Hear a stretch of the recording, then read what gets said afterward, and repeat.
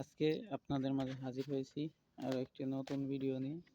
আজকে আমি আপনাদেরকে দেখাবো কিভাবে শিং মাছের আমরা গ্রামে বলি ঝোল, আপনারা সম্ভবত ঢাকা শহরে কিংবা অন্য জায়গায় কারি বলেন, কেউ কেউ শান বলে বিভিন্ন এলাকায়, মানে যে এলাকার যেই শব্দ আর কি।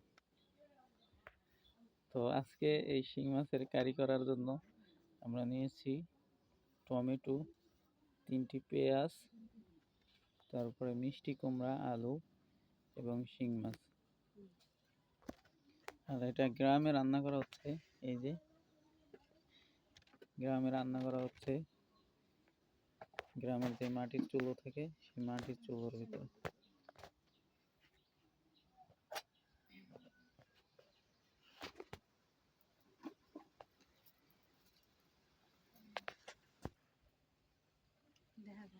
দেখতে পাচ্ছেন গ্রামের চুলায় কিভাবে আগুন ধরানো হয়। অনেক কষ্ট, কিন্তু খড়ির চুলার ভিতরে রান্না করলে অনেক টেস্ট লাগে। আপনার গ্যাসে কিংবা রাইস কুকারে রান্না করলে তেমন একটা টেস্ট লাগে না, খড়ির সে যেরকম টেস্ট লাগে।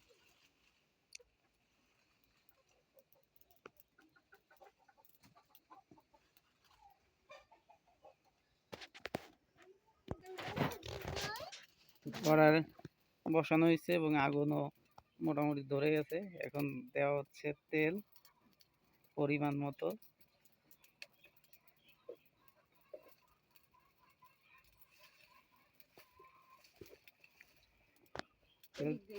একটু গরম হয়ে আসলেই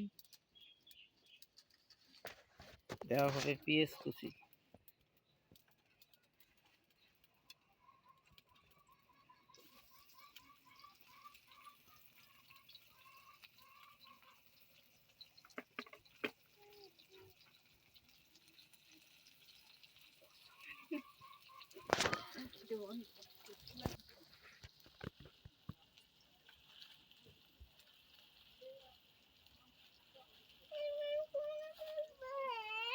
তোমার বসার জায়গা নাই, তুমি বসে কি করবে কও?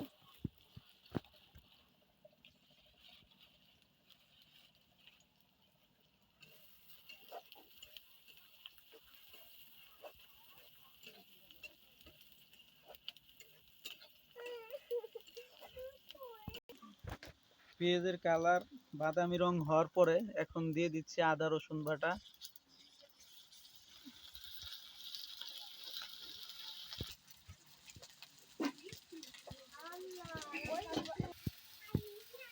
আদা রসুন বাটায় দিয়ে দিচ্ছি হালকা পানি পরিমাণ মতন। এদিকে বাইরে শুরু হয়েছে গুড়ি গুড়ি বৃষ্টি, দেখতে পাচ্ছেন।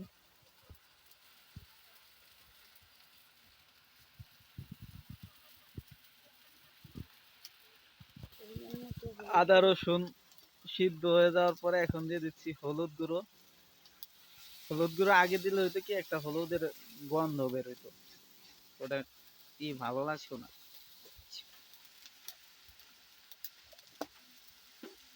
হলুদের গুঁড়ো দেওয়ার পরে দেওয়া হচ্ছে মরিচের গুঁড়ো।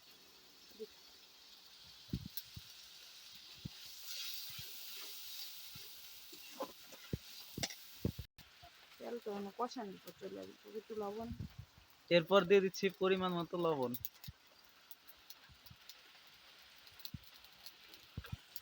এরপরে দিয়ে দিচ্ছি পানি।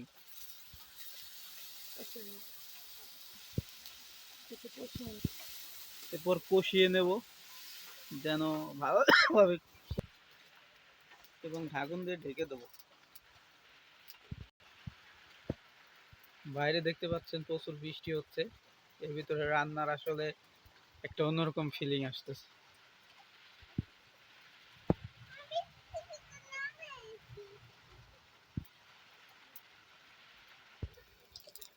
আর এদিকে তরকারি ধোয়া হচ্ছে ভালোভাবে, যেন কোনো ময়লা আবর্জনা না লেগে থাকে। মশলাটা ভালো করে কষতেছে, ঠিক মতন কষা হলে উপরে তেল বেরিয়ে আসবে। আর এরকম তেল উঠে গেলেই মশলার উপরে পরে তরকারিগুলো দিয়ে দিতে হবে।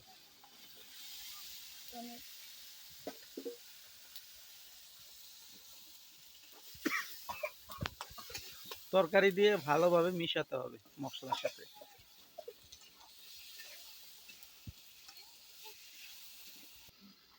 আর এই শিং মাছগুলোকে আগে থেকেই কেটে জাল দিয়ে রাখা হয়েছে, কারণ এর ফ্লেভারটা জাল দিয়ে রাখলে অন্যরকম আসে। এমনি আপনার ইনটেক কুটে রাখলেও কি করা যাইতো, কিন্তু এইরকম ফ্লেভার আসতো না। এটা একটা গোপন টিক্স আর কি। এইভাবে রাখলে মাছের টেস্টটা আরো দ্বিগুণ বেড়ে যায়। হালকা সিদ্ধ হয়ে এলে নেড়ে চেড়ে দিতে হবে, যেন কোনো জায়গায় লেগে না যায়।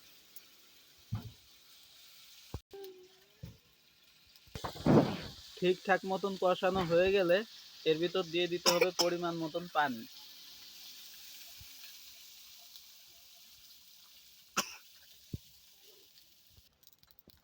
কিছুক্ষণ পরে একটু নাড়াচাড়া করে দিতে হবে, যেন তলে লেগে না যায়। তো আমাদের তরকারি সিদ্ধ হয়ে গেছে। সিদ্ধ হয়ে যাওয়ার পরে এখন এই যে জাল দিয়ে রাখা মাছগুলো এই তরকারির ভিতর ছেড়ে দিলাম। আর এরপরই ছেড়ে দিলাম কুচি করে রাখা যে টমেটো গুলো ছিল এগুলি।